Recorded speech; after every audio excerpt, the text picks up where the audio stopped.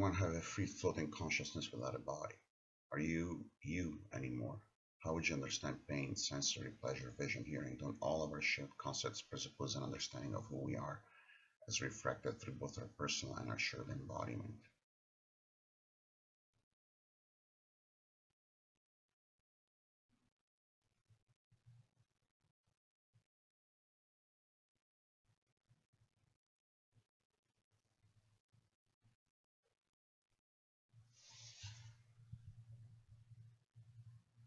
This seems unassailable.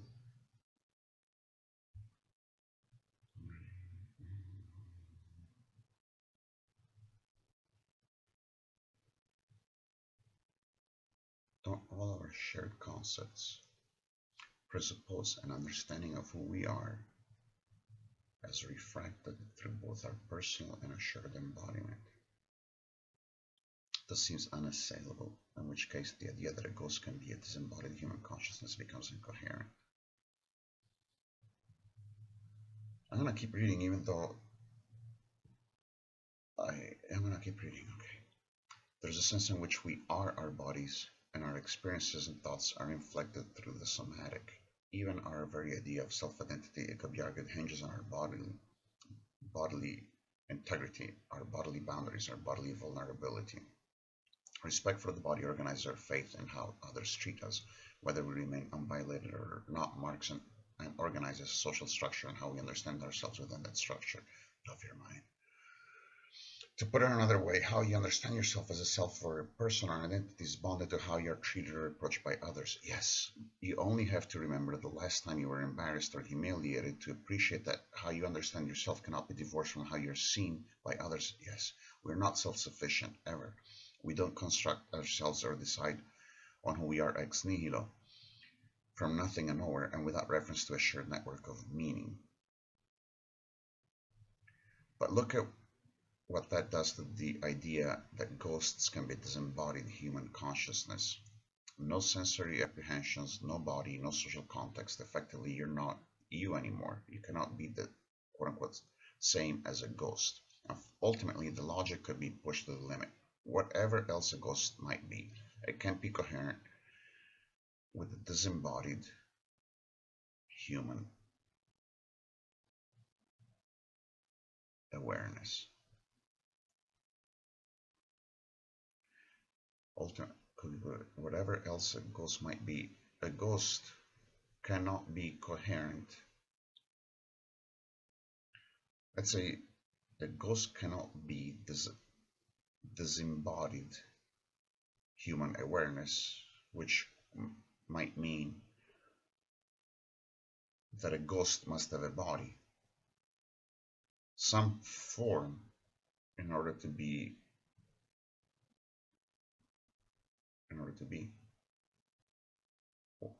I'm not sure that's what you're saying.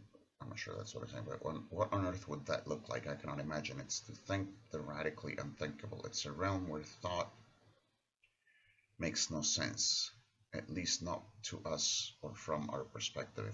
If we want to say that our bodies are not detachable from what makes us tick, then the conception of a ghost as a free-floating human awareness becomes a nonsense. So, to ask the question more urgently, what is a ghost?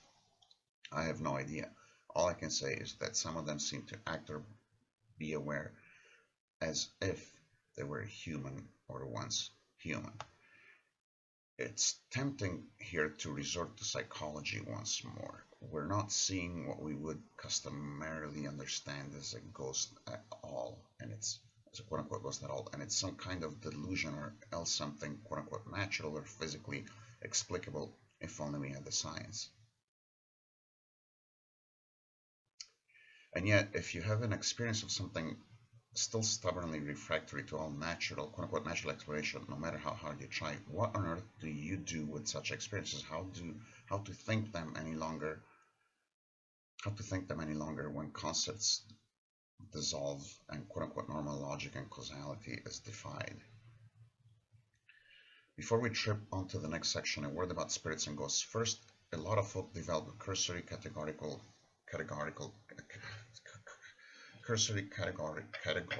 distinctions and define a quote-unquote spirit as an entity which has never been human, whereas the term quote-unquote ghost is reserved for a departed human soul. Second, we have a bit of a problem with the notion of a soul. Oftentimes it's thrown around as if we all know just what it means. It goes back to what I was saying. But in fact, it's had a history of developments and determinations. Here is no monopoly of consensual meaning. No, there is no monopoly of consensual meaning. See here, link. If you think you know exactly what a quote-unquote soul is, then think again and check out the ancient theories in the link. Good reminder. Think again if you know what well, you'll see how they've crept into what you have accepted about this exemplatic term. What are ghosts? Bullet points. The traditional idea is that they are disembodied spirits or souls or even minds, if you want to say they are intentional, purposive, and cognizant in some fashion. Once incarnated in human or even animal form. Or not. See next bullet point. Next bullet point. There's a theological strand speculating that some ghosts aren't human, were never human, are perhaps angelic or diabolic in nature. In the Western world, this largely has a Judeo-Christian metaphysical backdrop, but there are equivalent prosopopeic entities in most world religions and traditions. Let's say the Balinese good Baron and the evil witch Ranga. Of course, it's tempting to situate these as primitive thinking. Attempts to explain the reason behind what we perceive as the manifestation of good and evil. Thoroughly abstract concepts, after all, even subtracting a giant cosmological theater.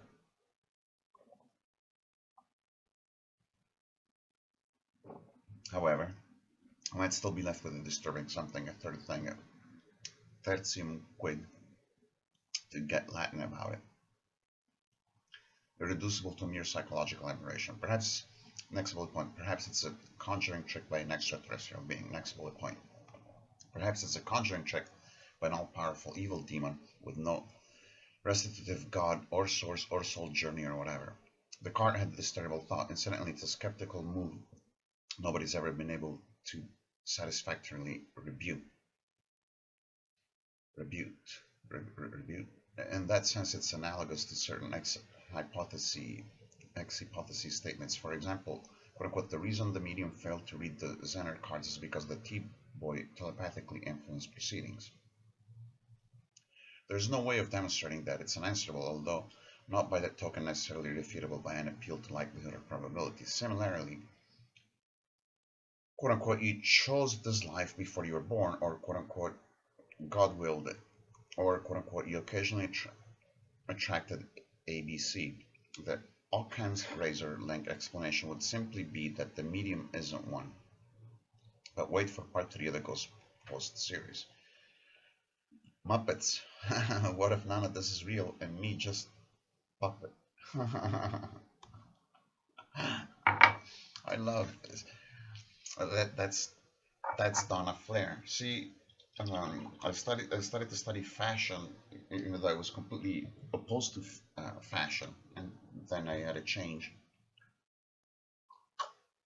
One of the things that I do is I try to see if I could spot a designer, figure out who the designer was just by looking at the clothes. When I see the Muppet picture with "What if none of this is real and me just puppet," that would definitely qualify for a quite possible signature Donna article or presence or whatever. But anyway, there's all bullet point. There's also the theory that ghostly phenomena are traces, quote unquote traces, akin to magnetic recordings which somehow replay long past events. Here one wonders how the traces coherently coalesce into such quote-unquote recordings, and why this happens in some cases but not others. It's a question begging quote-unquote explanation at best, no explanation at all at worst. Bullet point, it is regenerated particles or biological remnants or cells and so on which somehow assume a certain shape, although, again, this may beg the question of a purposive intent behind the coherence. Okay, it is regenerative particles or biological remnants or cells and so on which somehow assume a certain shape, although again this may beg the question of a purposes, intent behind the coherence of the manifestation, and questions concerning the conditions under which such appearances might or might not occur together with questions concerning why some individuals are receptive to such occurrences whilst others are not.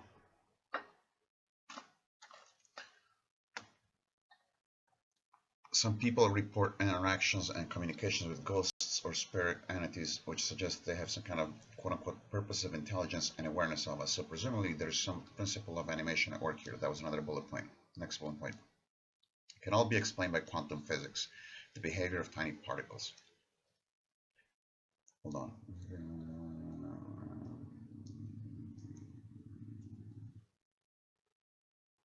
So presumably there's some principle of animation at work here. Bullet point. It can all be explained by quantum physics, the behavior of tiny particles. The problem with this, that anything can be quote unquote explained, hypothetically at least, borrowing from this scientific paradigm. But it's not going to be explained at a level which will map onto your experience. It's analogous to you having the thought that you're in the mood for a bowl of asparagus soup. The scientist tells you that this is produced through synaptic connections in the brain, neurons and dendrites, substitute quarks and neutrinos or whatever. Helpful? Does it do justice to the nature of your desire for the soup or your hatred of semolina? How that feels? Desire or the antipathy?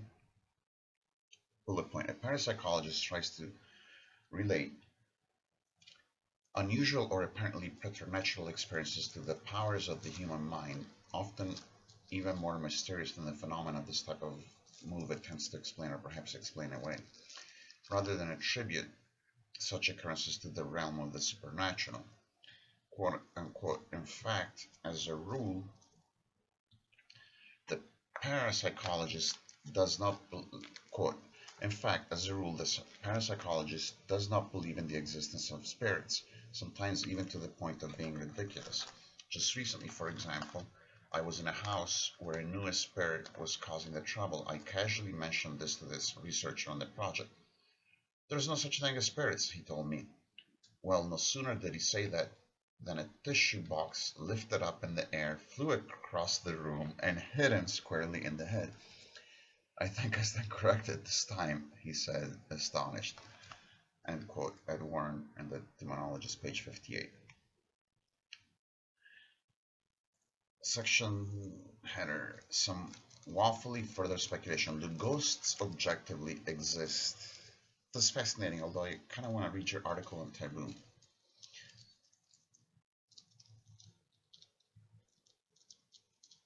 Do ghosts objectively exist, or are they simply subjective fictions or projections, or might they travel? Let's switch to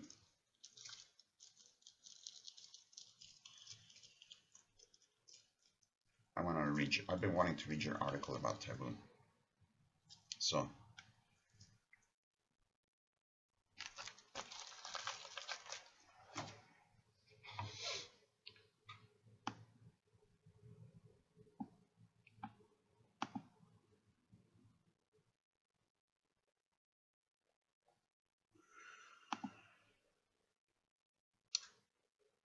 the just like the Kleenex floating, the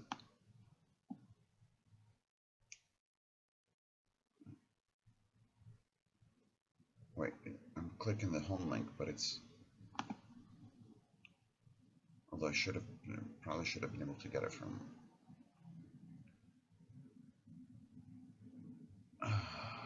sweetie.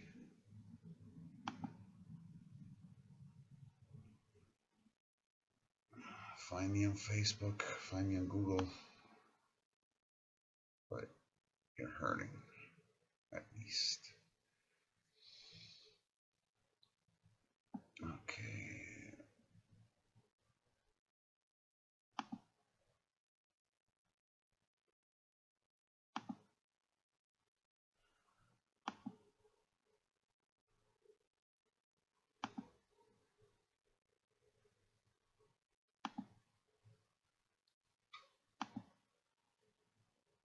I'm looking for the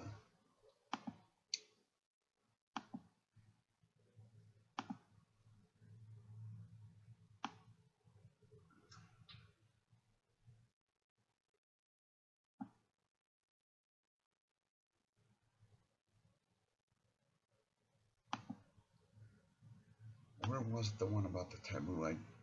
I saw it. Okay, control find taboo.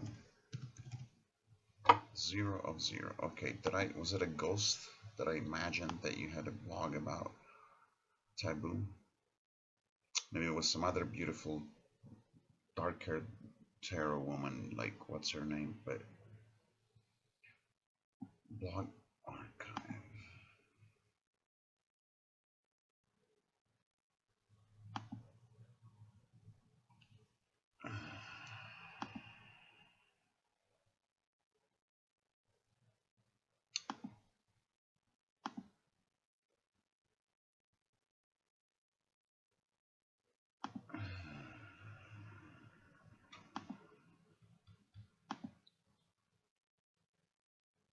Let me do a search for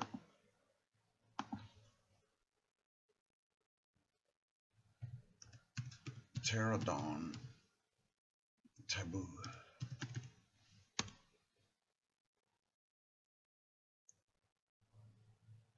Do I have a broken connection or a slow connection? Or okay, Tarot Dawn taboo.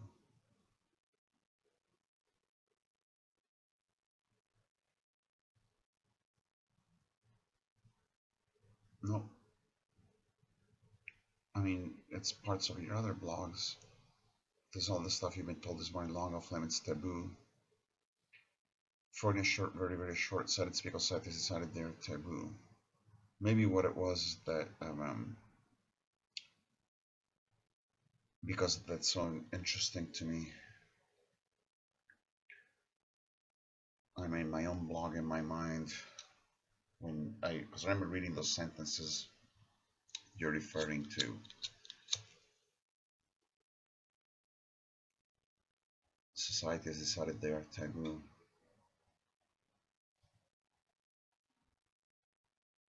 When I was reading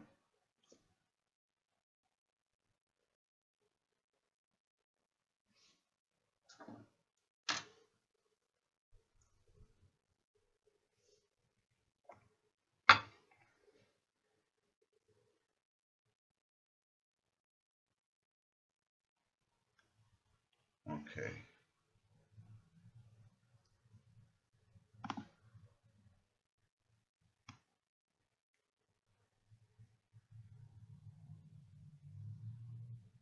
Let's continue.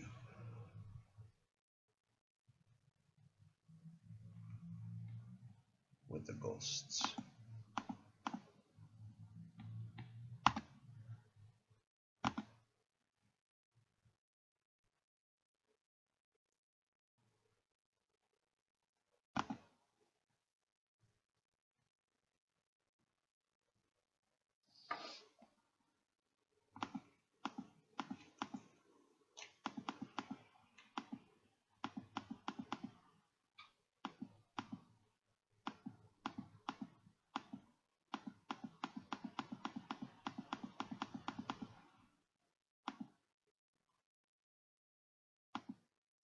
Some awfully further speculation. Do ghosts objectively exist, or are they simply subjective fictions or projections?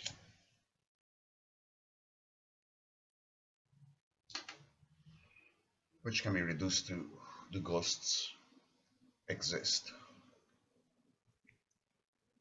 Or might they trouble the very subject-object distinction, or might they trouble the very subject-object distinction itself?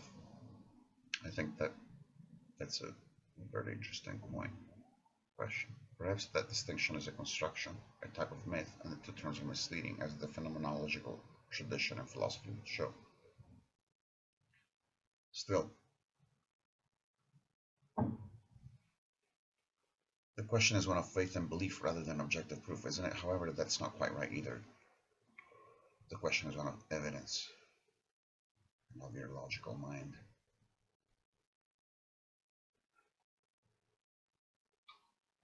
I love your logical mind, Donna. What kind of evidence or proof is available depends on the nature of the inquiry one is pursuing. With ghosts, it's a problem. It's a big problem. Huge. We touched on this via Hamlet's predicament in part 1, which I haven't read. although your other stuff I think I read, but anyway, what kind of quote-unquote proof would we or should we demand? Do we even want any evidence? There are numerous photographs, documentary quote-unquote evidence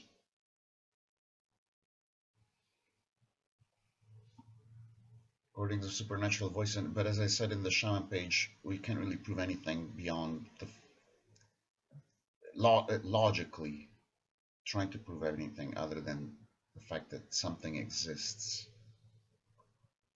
which is another way of saying cogito ergo sum.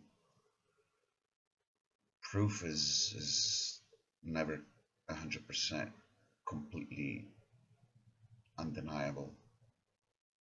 It seems like there are numerous for documentary quote-unquote evidence recordings of EVPs. Of course, it's possible to claim it's fake. It's confirmation bias, pareidolia, and so on. All of it, though. But what if we did have conclusive proof, or at least relatively speaking, I might add, that would, just like we have proof that you and I exist, that would transform everything, wouldn't it? Would we try to improve life anymore? So now you're going from the theoretical to philosophy for this. For philosophy means love of wisdom, arguably, and here again you're pointing to, is there something practical in terms of improving life? Here we also touch on whether absolute and universal conviction in any kind of afterlife is necessarily. And by the way, I know that I'm pretty sure that you do find some appreciation in self-help. Not sure, but I wouldn't be surprised at all. Okay,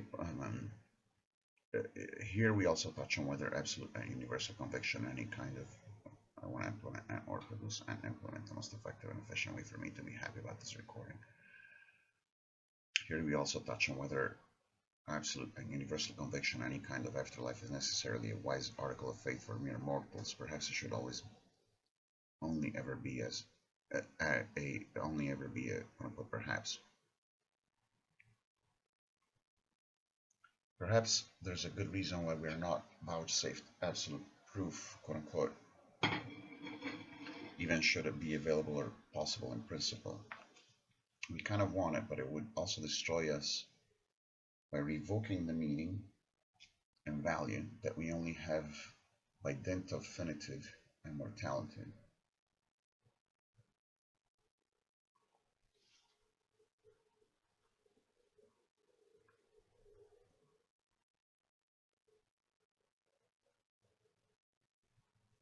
The meaning and value that we only have by dint.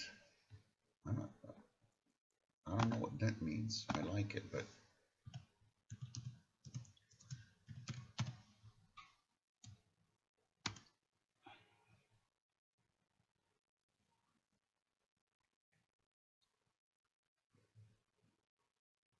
a dent or hollow in a surface, a blow or stroke, typically one made with the weapon in fighting.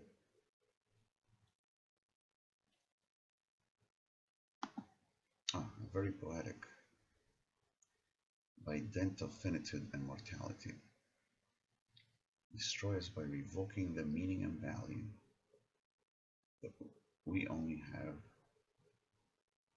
by dint of finitude and mortality. This was Nietzsche's problem with theology, as mentioned in part 1. It devalues, quote-unquote, this life. It would be open to political and ideological abuse. Our world would have a borrowed and derivative meaning deductively reasoned down from some superior, quote-unquote, truth.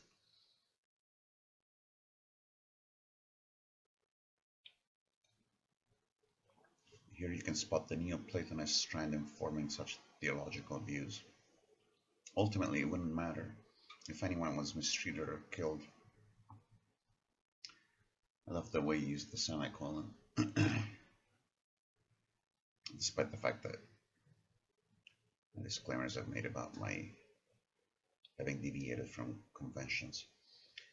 Ultimately, it wouldn't matter if anyone was mistreated or killed, especially if you want to blame them for their own misfortune in some new agey way or idealize. Maybe you're not. I'm not in love with New Age myself, by the way, but maybe I do respect it a little more than you do. I don't know, or maybe not. Again, or idealize suffering as some kind of quote-unquote soul learning process. Lives matter little enough as it is if you can proselytize about happy afterlives. The Warrens have an alternative explanation. The malicious spirits want to remain anonymous in order to wreak havoc and avoid being expunged by rescue mediums or exorcists. This doesn't explain why the quote-unquote helpful ones also remain largely out of human sight. The logic should cut both ways. Notice that my saying a quote-unquote good reason for these entities not returning in some kind of conclusive fashion to fell the skeptic implies some greater architect behind the scenes, quote-unquote, deciding what's best for us. I'm not sure I believe that either, despite my attempt to account for why they remain so ambiguous, so evanescent, so seemingly subjective, so ephemeral, so difficult to validate. I love your prose. Despite my experiences, I remain suspicious of Urset's metaphysical claims and still glance awry at what I witness. I remain reluctant to hypothesize and speculate on modus vivendi of the quote-unquote undead, as it's all only as it appears to be to us. For us, there's the phenomenologist in me. I can't confirm what these experiences quote-unquote really are outside of my human perspective. And does all this stuff commit us to belief in some kind of quote-unquote afterlife that's somewhere I don't really want to go? Yes and no, perhaps, assuming we don't simply cease to exist altogether and absolutely. Which queen are you? I remember reading your articles about the queens. I found that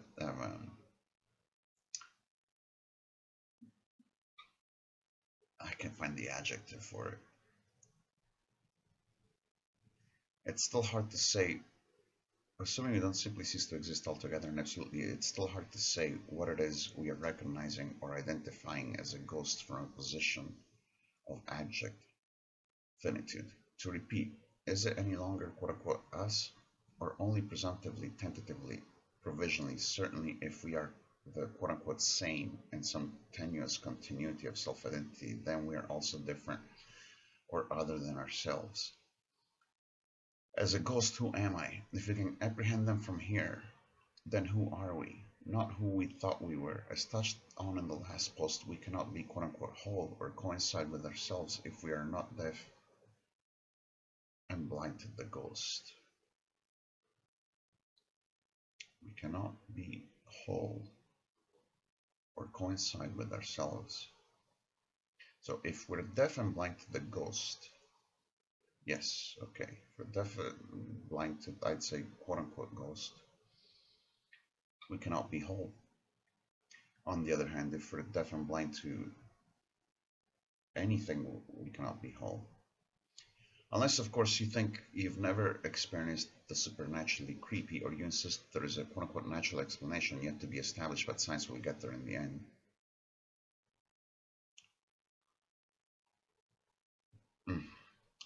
Or else you have odd and inexplicable experiences but deny, repress, forget, or explain anyway. Then it's quite consistent to simply aver that we have no such subjective entry holes for a ghost to appear. It would have been nice to have thought that, I think, to have inhabited the familiar, to the extent that we can be holistic, to the extent that we can be comprehensive, to the extent that we can make a comprehensive analysis of something, which is actually impossible unless you're quote-unquote God in the entire universe, but you're very comprehensive. I mean, your framework for analyzing something is extremely comprehensive, Donna. And one of the differences between yourself and many women and many people is that women in particular, forgive me for the generalizations, tend to have 1,000 pieces of the puzzle about a situation, and hence often cannot, there is an overwhelming aspect to the 1,000 pieces of the puzzle, which sometimes the male has only a fraction of the head, and there's a reluctance of the female to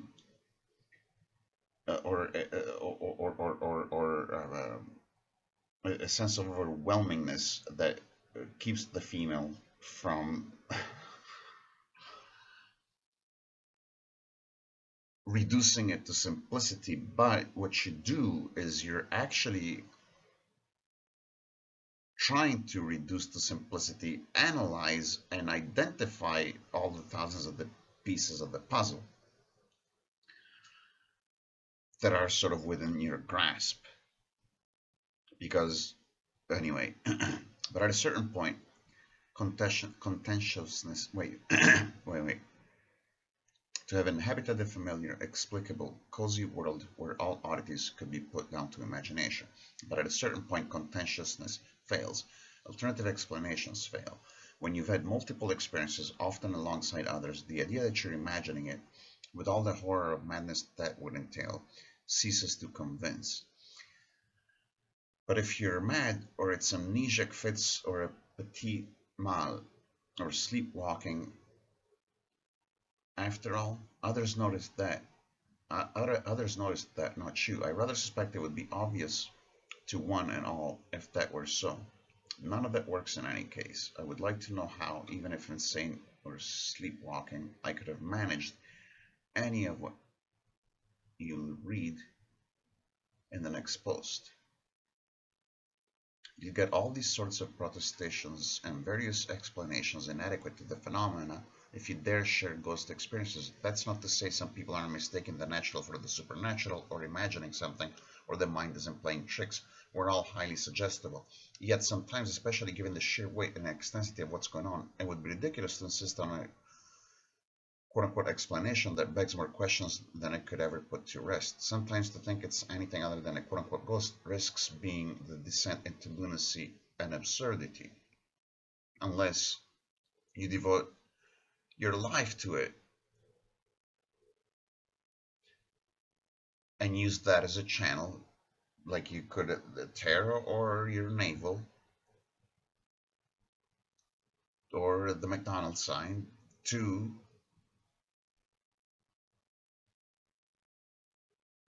study mysticism and your existence within the mystery of the universe. Long quote by Sherlock Holmes in The Sign of the Four by Sir Arthur Conan Doyle, 1890. How often have I said to you that when you have eliminated the impossible, whatever remains, however improbable, must be the truth? Famous. Spock, it's life, Jim, but not as we know it. What are your thoughts on ghosts? What do you think they are? Have you had any supernatural experiences? I would love to hear. Will their Sandman bring you a pleasant dream or snap your eyes out? Please ignore any annoying advertising that may pop up across the video. Okay, I haven't clicked the links, but let's see. This video does not exist. Okay.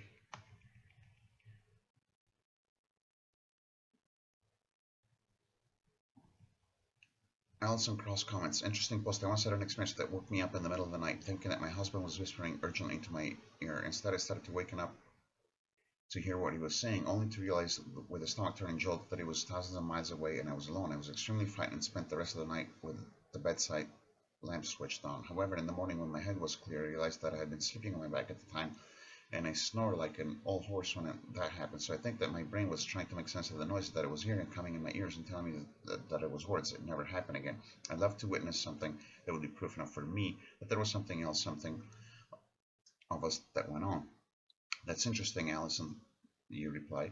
It's odd that if it was the noise you were habitually making that it only happened once, but not impossible, of course. I found this happens more often than I would like. Already your first two lines are humanly wonderful and rationally brilliant. I found this happens more often than I would like. Strange auditory impersonations of people. Now that it's in the next ghost post, along with other seeming impersonations. Those are really scary. I can't find rational explanations for anything I'm going to recount in the next post, but I'll be happy if someone else can. Okay, where's the link to part 3? I don't see the link to part 3.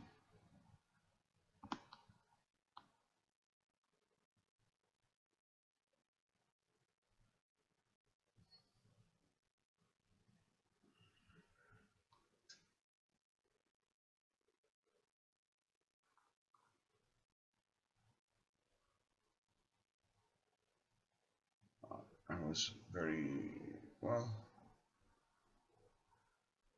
The link to part 3. Okay, let's click on the ghosts label. Part 2 takes me to, okay, show all posts.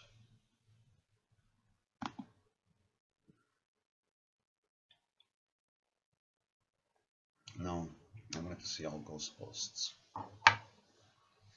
Control find ghost. Control find.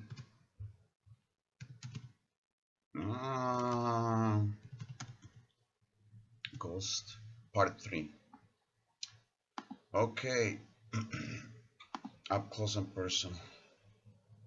My personal experiences. That's from a month ago, January 21st.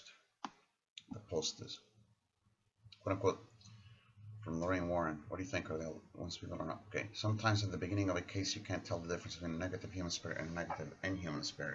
Both can be extremely malicious, and sometimes they even work together. Gonna get the other. Gotta get more juice.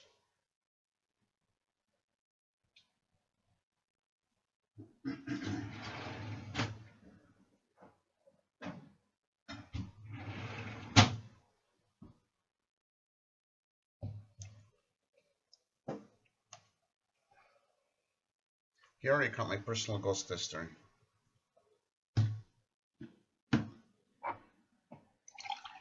I'm not usually interested in ghosts, by the way, Donna.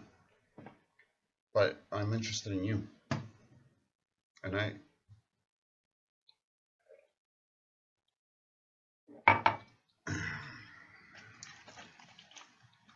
have to get up and pee a lot, drinking a lot.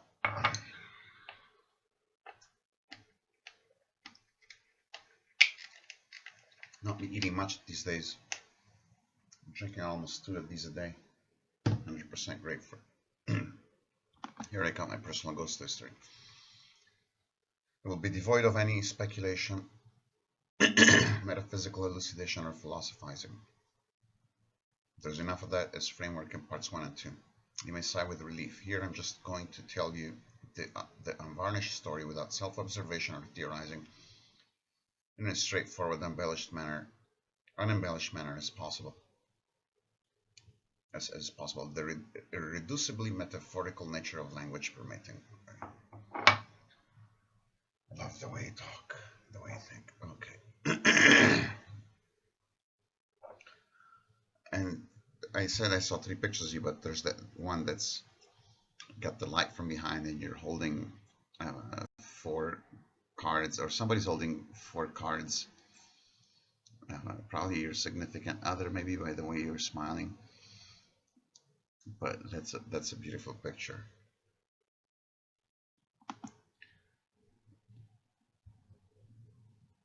I hope it makes you smile like that again.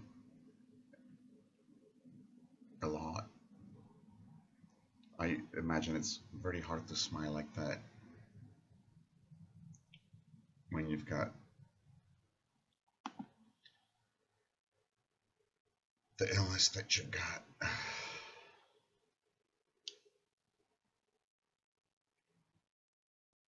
The account isn't somewhat fragmentary. The account is somewhat fragmentary because that's how it was. I've omitted a few occurrences to protect the nervous disposition, but it's still pretty scary, so be warned. Stop right now if you're going to have nightmares. Images are from the demonologist Ed and Lorraine Warren, and this house is haunted. Guillaume Playfair, the History Press, plus 2 private images. To close, I posted 3 videos: a snippet of the Perrin family, The Conjuring a Ghost. You decide. Dragging a man down a corridor.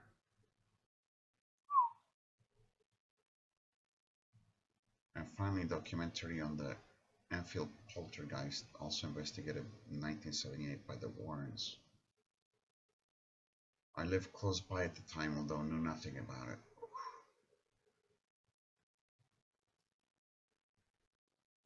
I have to think about whether I venture in this. Okay.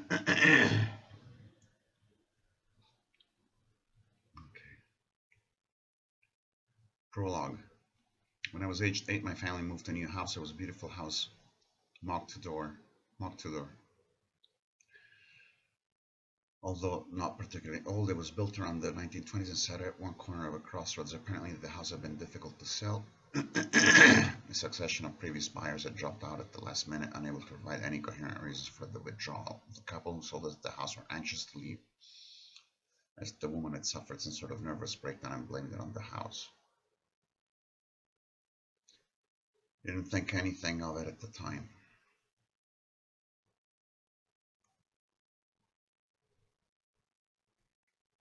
It begins and continues. That night it all began immediately. My bed was positioned so that I could see out onto the upstairs landing. In the middle of the night I became aware of my father making his way across the landing.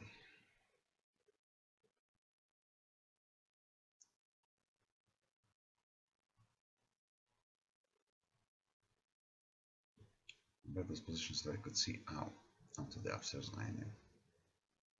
In the middle of the night I became aware of my father making his way across the landing. I saw him going to the bathroom and heard him vomit. He then retracted his steps back. This was followed by my mother, then my sisters. None looked my way.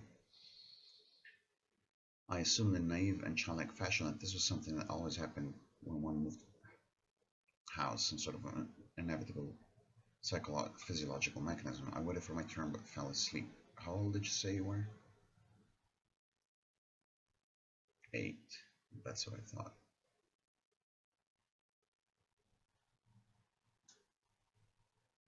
Later I realized that of course they were never going to remember these nocturnal emetic trips.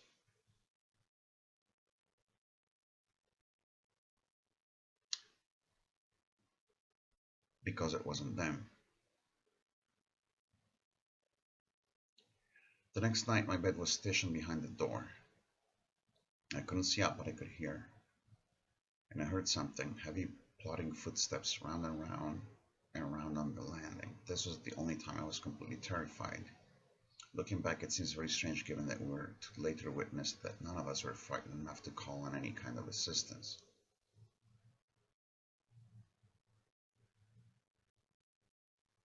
I'm often asked why we didn't just go. Was our behavior and responses modified? As time went on, it seemed as if our worst character traits were deepened and exaggerated. On the third night, I heard extremely loud scratching and scraping and rapping from inside the wardrobes in my bedroom. And so it dragged on. My younger sister and I were woken up most mornings by the bed being thumped near our shoulders. I would look up to see the shadowy form of a very short woman disappearing back out of the room, but there was something odd. I could see a normal head and torso, but then it struck me she had no legs. Sometimes the bedclothes would simply be ripped from me altogether in the middle of the night. There had been two murders on land nearby. One had been a woman who had been dismembered and the body parts thrown into a lake. Could it have been her? Perhaps, but the house seemed to be a party ground or gathering area for a whole heap of spirits. She was by no means the only one. A tall, thin lady hovered by the front door. I never saw her elsewhere. From the kitchen we could see outside the front porch. Often we would hear 3 knocks on the front door knocker, but we could all see perfectly well that there was nobody outside.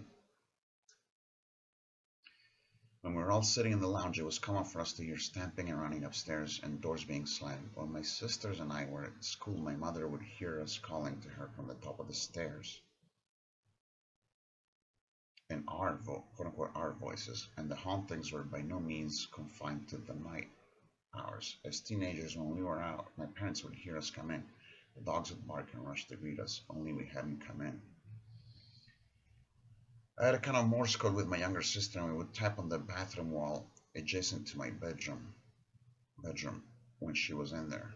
We managed to develop the code to a quite sophisticated level. One evening our conversation went on for ages too long. I got up to check if she was alright, but she wasn't in there. She wasn't in there. The knockings were still going on as I took in the empty bathroom. At nights she was entertained by dancing red lights in her room. Orbs, I suppose, maybe bad orbs, as the write-ups on red ones would have us believe, as I subsequently discovered. Things would constantly go missing or be moved. Some things simply appeared out of nowhere. Small toys would appear as I was playing. It irritated the hell out of me when I was doing something and the scissors would simply disappear. I sensed that it was a male presence behind this particular trick. We used to keep and breed gerbils. At one point we had quite a few. Often at night we would be woken up by the sound of gerbil feet running around the rooms. We were unfamiliar with this very distinctive scampering sound, as we used to let them. As we used to let them out to exercise and play in our rooms. Well, of course we would shoot out of bed thinking someone had escaped. None ever had.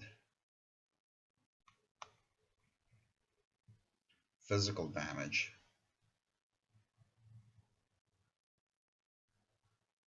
Sometimes I would wake up with burn marks, scratches and patterns, and bruises. Occasionally something would be thrown at me. A globe was a particular favorite.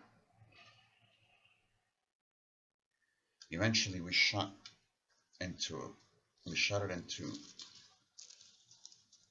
a cupboard, but if I opened the cupboard it would hurtle out at me.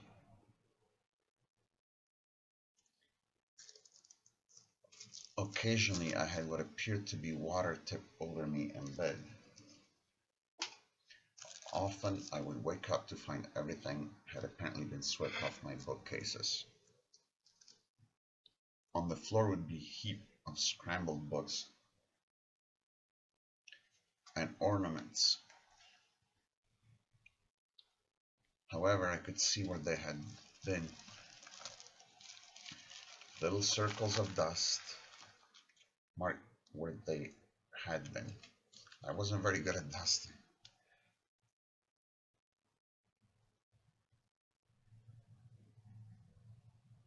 The objects have been plucked up off the surfaces.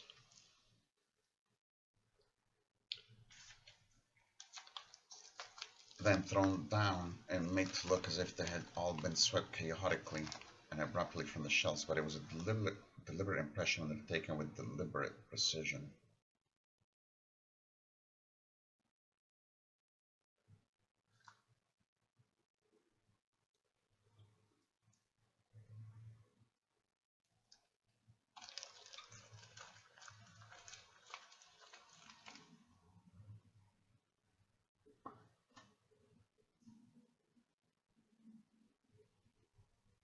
Clothes in my wardrobes would be buttoned and zipped up even if they hadn't been placed in that way.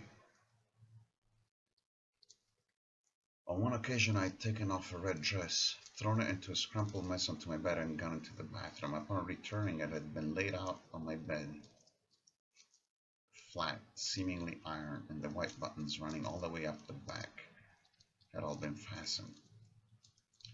Visitors didn't always have an easy time of it either. Many disliked one room in particular. It had an inexplicably heavy and oppressive feel to it. At the top of the landing stairs, we decided to install a plate glass door. One night a visitor was staying. At some point he was woken up by a terrific bang and the sound of shattering glass. The landing door had exploded. My older sister heard this too. I didn't. She and the visitor scrambled to investigate, but the door was perfectly intact.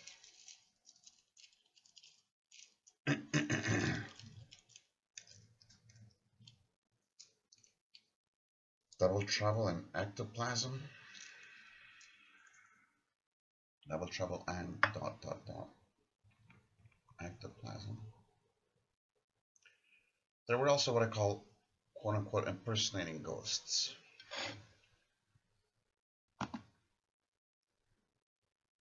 God, I look like shit.